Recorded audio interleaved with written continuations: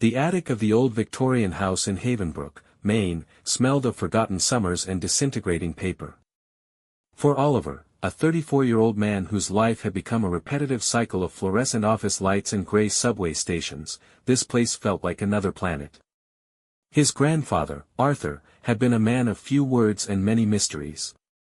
When he passed away at 92, he left Oliver nothing but this house and a single instruction in his will: clean the attic last. Oliver wiped sweat from his forehead, his hands stained with the soot of decades. He pushed aside a stack of old National Geographic magazines and found it. Tucked away in a corner, hidden beneath a heavy wool blanket, was a small chest made of dark cedar wood. On its lid, a lighthouse was hand-carved, its beam of light pointing toward the lock. There was no keyhole on the chest. Instead, there was a magnetic indentation in the shape of a compass rose. Oliver remembered the heavy iron key he had found in his grandfather's nightstand weeks ago. He pulled it from his pocket. It was rusted, jagged, and looked like it belonged to a medieval dungeon. As the key touched the wood, a soft click echoed through the silent attic. The lid creaked open, releasing the scent of salt air and dried lavender. Inside, there were no gold coins or jewels. There was only a single, handwritten map, a brass compass, and a note written in Arthur's shaky but firm hand: "The treasure of a man is not what he keeps in his pockets, but what he leaves in the hearts of others." If you are reading this, Oliver, it means you are looking for a way out of the gray. Follow the coordinates. Find the blue horizon. He drove through towns where the fog clung to the ground like a wet blanket. He stopped at diners where the coffee was strong and the locals spoke in slow, rhythmic cadences.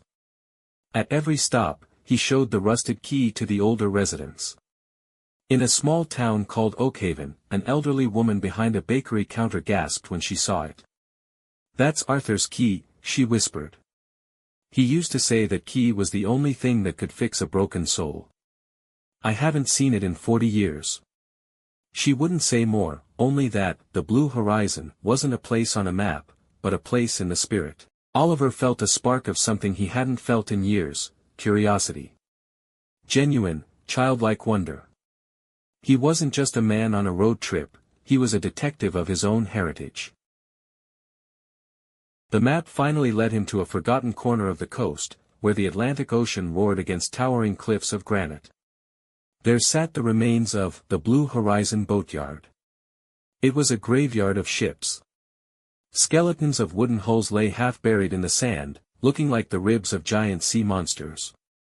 Oliver walked through the ruins. The wind howled through the gaps in the rotted wood, sounding like whispers. He felt a deep sense of sadness. His grandfather had been a master shipbuilder, a man who created vessels that could withstand the fiercest storms. To see his legacy in ruins felt like a tragedy. He searched for hours. He tried the key on every door, every locker, every rusted padlock he could find.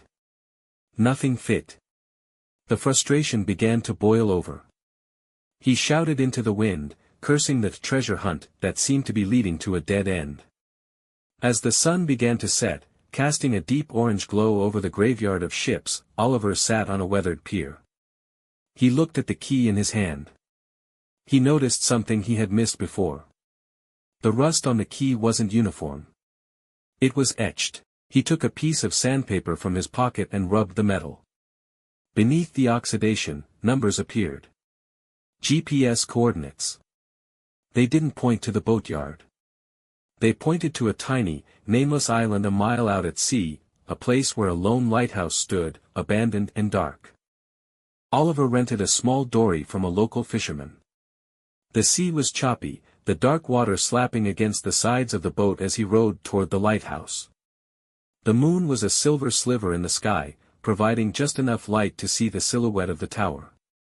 When he reached the island, the silence was absolute. The lighthouse was a monolith of stone and salt. He found a small iron door at the base. It was green with oxidation. He inserted the rusted key. This time, the key didn't just click. It turned with a long, melodic groan of metal. The door swung open. Inside, the air was surprisingly warm. Oliver climbed the spiral staircase, his boots echoing on the stone steps. 100 steps. 200 steps. At the very top, in the lantern room, he found a small living space. It was impeccably clean, as if someone had been waiting for him. On a wooden table sat a series of leather-bound journals. Dozens of them. Oliver opened the first one. It was a ledger, but not of money. It was a ledger of the silent tithe. He began to read. For 50 years, his grandfather had used his wealth from shipbuilding to secretly fund the dreams of the townspeople. He had paid for college tuitions, saved family farms from foreclosure, and provided medical care for those who couldn't afford it. All of it was done anonymously.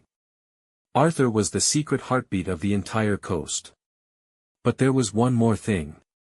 Behind a loose stone in the wall, Oliver found a small wooden box. Inside was a fresh deed to the boatyard and a letter addressed to him. The letter read, "Oliver, the gray life you feel is not because you lack money or success. It is because you lack a North Star. I left you this lighthouse and the boatyard not to sell, but to lead. The people of this coast don't need a landlord, they need a builder.